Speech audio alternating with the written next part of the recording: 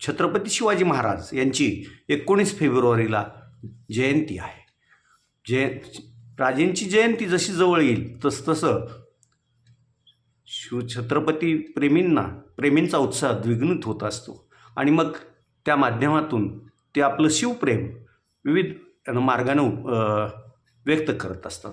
असाच एक युवक रिक्षाचा चालक प्रभाकर निंबाळकर आहे. त्यानं त्याच्या रिक्षाच्या समोरच्या बाजूला गडावरील बुरुजाचं हे केलेलं असून त्यावर छत्रपती शिवाजी महाराज यांची प्रतिमा बसवली आहे. प्रभाकर निंबाळकर हा तसा मूळचा आळणीचा, पण सध्या वास्तव्यात धाराशिव शहरात आहे आणि त्याची ही रिक्षा धाराशिव शहरातील सर्व मार्गावर फिरत असते आणि प्रवाशांची सेवा पण करत असते.